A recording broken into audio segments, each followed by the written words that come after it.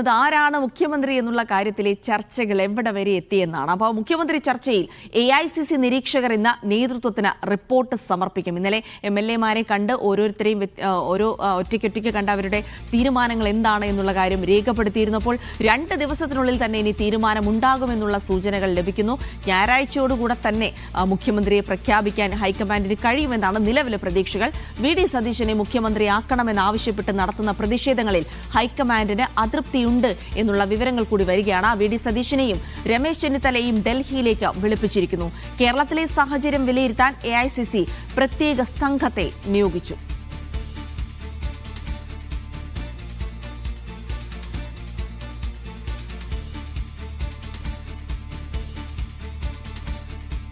അപ്പോൾ വിവരങ്ങളുമായി സുനിൽ ഐസക്കും ധനസുമൂതും ചേരുകയാണ്. ആദ്യം തിരുവനന്തപുരത്ത് നിന്ന് സുനിൽ ഐസക്കിലേക്കാണ്. Sunil, good morning. അങ്ങനെ ഇന്നലെ മുഴുവൻ നമ്മൾ കാത്തിരുന്നത് MLA-മാർ എന്തൊരു അഭിപ്രായം പറയും എന്നുള്ള കാര്യമായിരുന്നു. എന്തായാലും അഭിപ്രായമൊക്കെ AICC നിരീക്ഷകർ ശേഖരിച്ചിട്ടുണ്ട്.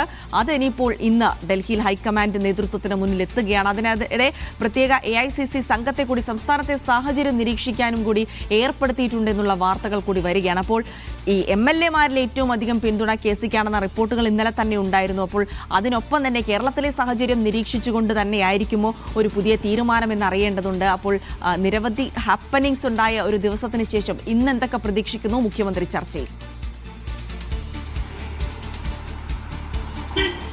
Jilsy, good morning. KPCC ആസ്ഥാനമായ ഇന്ദിരാഭവന് മുന്നിലാണ് ഞാനുള്ളത്.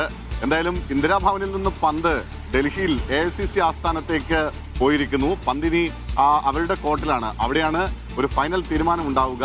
അതെന്തായിരിക്കും എന്നതിൽ വലിയ ആകാംക്ഷയൊക്കെ ഇങ്ങനെ നിലനിൽക്കുന്നുണ്ട്. അതിനിടയിൽ വലിയ തോതിലുള്ള പ്രതിഷേധങ്ങളും ഒക്കെ പലയിടങ്ങളിലായി നടക്കുകയും ചെയ്യുന്നുണ്ട്. എന്തായാലും ഈ മുഖ്യമന്ത്രിയെ സംബന്ധിച്ച തർക്കം ഇങ്ങനെ രൂക്ഷമായിക്കൊണ്ടിരിക്കുകയാണ്. നേരത്തെ ജിൽസി പറഞ്ഞതുപോലെ MLA-മാരുടെ അഭിപ്രായം, ഭൂരിപക്ഷ അഭിപ്രായം KCക്കാണ്. പക്ഷേ അങ്ങനെയൊക്കെ ആകുമ്പോഴും ജനപിന്തുണ കൂടി ഒരു പ്രധാനപ്പെട്ട ഘടകമാണ്. ഘടകകക്ഷി നേതാക്കളുടെ അഭിപ്രായം ഒരു പ്രധാനപ്പെട്ട ഘടകമാണ്. അത് പക്ഷേ VD സതീശന് അനുകൂലമാണ്. കേരളത്തിൽ അങ്ങോളം ഇങ്ങോളം VD സതീശനെ അനുകൂലിച്ചുകൊണ്ട് വലിയ പ്രകടനങ്ങളും മറ്റുമൊക്കെ നടക്കുകയാണ്. അതിൽ പറയേണ്ട ഒരു കാര്യം, ഇന്നലെ ഇവിടെ KPCC ആസ്ഥാനത്തിന് മുന്നിലെത്തുന്ന സമയത്ത് വലിയ തോതിൽ ഇങ്ങനെ ഫ്ലെക്സ് ബോർഡുകൾ KC വേണുഗോപാലിനെ അനുകൂലിച്ചുകൊണ്ടുണ്ടായിരുന്നു. ഇവിടെയൊക്കെ ഒരു വലിയ ഫ്ലെക്സ് ബോർഡ് ഇന്നലെ വെച്ചിട്ടുണ്ടായിരുന്നു. പക്ഷേ ആ ഫ്ലെക്സ് ബോർഡിൽ ഇന്ന് പുലർച്ചയോടുകൂടി ആരോ കരിയോയിൽ ഒഴിച്ചിട്ടുണ്ട്. ആ കരിയോയിൽ ഒഴിച്ച പാടെ തന്നെ പ്രവർത്തകർ വന്ന് ഫ്ലെക്സ് ഇവിടെ നിന്ന് എടുത്തു മാറ്റി. കരിയോയിൽ കൊണ്ടുവന്ന ആ പാത്രം മാത്രം ഇവിടെ ബാക്കി കിടക്കുന്നുണ്ട്. വേറെ ഒന്നും ബാക്കിയില്ല. കുറെ കരിയോയിലും ബാക്കിയുണ്ട്. എന്തായാലും ഇവിടെ ഈ മുൻഭാഗത്തായി സ്ഥാപിച്ചിരുന്ന KC വേണുഗോപാലിന്റെ മുഴുവൻ ഫ്ലെക്സ് ബോർഡുകളും കരിയോയിൽ ഒഴിച്ചു. അവിടെ നിന്ന് പിന്നാലെ തന്നെ അത് എടുത്തു മാറ്റുകയും ചെയ്തിട്ടുണ്ട്. എന്തായാലും ഈ ഭാഗത്ത് ഇപ്പോൾ ഫ്ലെക്സ് ബോർഡുകൾ ഒന്നും തന്നെ ഇല്ല. എല്ലാം പൂർണ്ണമായും എടുത്തു മാറ്റി. അങ്ങനെ ഫ്ലെക്സ് യുദ്ധവും കരിയോയിൽ യുദ്ധവും തെരുവ് പ്രകടനങ്ങളും ഒക്കെ അതിശക്തമായി ഇങ്ങനെ തുടരുകയാണ്. ഇരിട്ടിയിൽ KPCC അധ്യക്ഷന്റെ നാട്ടിൽ തന്നെ ഇന്നലെ 100 കണക്കിന് ആളുകളെ പങ്കെടുപ്പിച്ചുകൊണ്ട് വലിയ പ്രകടനങ്ങൾ നടന്നു. ഇന്ന് മലപ്പുറത്ത് വലിയ പ്രകടനത്തിന് ആഹ്വാനം ചെയ്തിട്ടുണ്ട്. വൈകിട്ട് തിരുവനന്തപുരത്ത് VD സതീശന് വേണ്ടി കൂട്ടായ്മ വിളിച്ചു ചേർത്തിട്ടുണ്ട്. അങ്ങനെ സംസ്ഥാന വ്യാപകമായി VD സതീശന് വേണ്ടിയുള്ള വലിയ തോതിലുള്ള ഒരു മുറവിളി ഇങ്ങനെ കേൾക്കുന്നുണ്ട്. മാത്രമല്ല സോഷ്യൽ മീഡിയയിൽ തന്നെ വലിയ അത്തരത്തിലുള്ള മുറവിളികളുണ്ട്. ഈ രാഹുൽ ഗാന്ധിയുടെയും ഒപ്പം AICCയുടെയും ഒക്കെ സോഷ്യൽ മീഡിയ പേജിന് താഴെ മലയാളികൾ ഇങ്ങനെ കൂട്ടത്തോടെ എത്തി VD സതീശന് വേണ്ടി മുറവിളി കൂട്ടുകയാണ്. VD സതീശനെ മുഖ്യമന്ത്രിയാക്കണമെന്ന് ആവശ്യപ്പെടുകയാണ്. ഇന്ന് രാവിലെ തന്നെ നോക്കുമ്പോൾ രാഹുൽ ഗാന്ധിയുടെ സോഷ്യൽ മീഡിയ പോസ്റ്റുകൾക്കൊക്കെ താഴെ ആയിരക്കണക്കിന് 10,000-കണക്കിന് VD സതീശൻ എന്ന മുറവിളികളാണ് നമ്മൾ കണ്ടുകൊണ്ടിരിക്കുന്നത്. മറുഭാഗത്ത് പക്ഷേ KC വേണുഗോപാൽ ആവട്ടെ ഘടകകക്ഷികളെ കൂടി വിശ്വാസത്തിലെടുക്കാനുള്ള ചില ശ്രമങ്ങൾ ആരംഭിച്ചിട്ടുണ്ടെന്ന വിവരം കൂടി കിട്ടുന്നുണ്ട്. ഘടകകക്ഷികൾ പൂർണ്ണമായും, അതായത് മുസ്ലിം ലീഗും കേരള കോൺഗ്രസ് ജോസഫ് വിഭാഗവും അടക്കമുള്ള ആളുകൾ പൂർണ്ണമായും VD സതീശൻ തന്നെ മുഖ്യമന്ത്രിയാകണമെന്ന ആവശ്യം ഉന്നയിച്ചു കഴിഞ്ഞിട്ടുണ്ട്. അത് പക്ഷേ തനിക്ക് തിരിച്ചടിയാകും എന്ന ഒരു വിലയിരുത്തലിലാണ് KC വേണുഗോപാൽ ഉള്ളത്. അതുകൊണ്ട് അവരെ കൂടി കുറെ കൂടി വിശ്വാസത്തിലെടുക്കാൻ പറ്റുമോ എന്ന ശ്രമം നടക്കുന്നു. K മുരളീധരൻ, അതുപോലെ VM സുധീരൻ അടക്കമുള്ള പ്രധാനപ്പെട്ട മുതിർന്ന നേതാക്കളൊക്കെ നിലവിൽ VD സതീശന് വേണ്ടി നിലയുറപ്പിക്കുന്ന സാഹചര്യമുണ്ട്.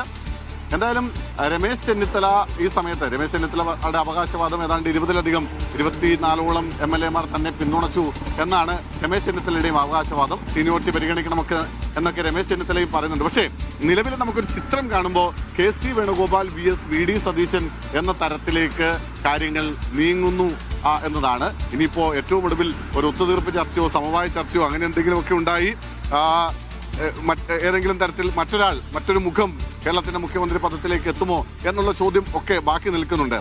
എന്തായാലും 2 ദിവസത്തിനുള്ളിൽ തന്നെ തീരുമാനം ഉണ്ടാവേണം എന്നതാണ് ഒരു ഘടകകക്ഷികളുടെ പ്രധാനപ്പെട്ട ആവശ്യം. കാരണം ഉപതെരഞ്ഞെടുപ്പ് ഒഴിവാക്കണമെന്ന് കേരള കോൺഗ്രസ് ജോസഫ് വിഭാഗം ആവശ്യപ്പെട്ടിട്ടുണ്ട്. മാത്രമല്ല ജനം തന്ന ഒരു മാൻഡേറ്റ് അത് കളഞ്ഞു കുളിക്കുന്ന തരത്തിലുള്ള കാര്യങ്ങളിലേക്ക് കാര്യങ്ങൾ പോവരുത്, പ്രശ്നങ്ങൾ വഷളാക്കരുത് എന്നാണ് എല്ലാ ഘടകകക്ഷി നേതാക്കളും ഒരേ സ്വരത്തിൽ ആവശ്യപ്പെട്ടിരിക്കുന്നത്. അതിനിടയ്ക്ക് പറയേണ്ട ഒരു പ്രധാനപ്പെട്ട കാര്യം എന്ന് പറയുന്നത് ഈ കേരളത്തിൽ നിലവിലുള്ള സാഹചര്യങ്ങൾ വിലയിരുത്തുന്നതിനായി AICC ഒരു സംഘത്തെ നിയോഗിച്ചിരിക്കുന്നു എന്നതാണ്. അതായത് എന്താണ് കേരളത്തിലെ ഒരു പൊതു ട്രെൻഡ്, AICC എടുക്കുന്ന നടപടികളോട് നീക്കങ്ങളോട് എന്തായിരിക്കും കോൺഗ്രസ് പ്രവർത്തകരുടെ അല്ലെങ്കിൽ പൊതുജനങ്ങളുടെ ഒക്കെ ഒരു വികാരം എന്താണ് എന്ന് മനസ്സിലാക്കുന്നതിന്റെ ഭാഗമായിട്ടാണ് അത്തരമൊരു സംഘത്തെ നിയോഗിച്ചിരിക്കുന്നത്. അവരും 2 ദിവസത്തിനുള്ളിൽ തന്നെ റിപ്പോർട്ട് സമർപ്പിക്കാൻ ആവശ്യപ്പെട്ടിട്ടുണ്ട്. ഒരുപക്ഷെ നാളെ തന്നെ റിപ്പോർട്ട് സമർപ്പിക്കാനാണ് സാധ്യത. അവർ ആ ടീം തിരുവനന്തപുരത്ത് എത്തിയിട്ടുണ്ട് എന്ന വിവരം നമുക്ക് ലഭിക്കുന്നുണ്ട്.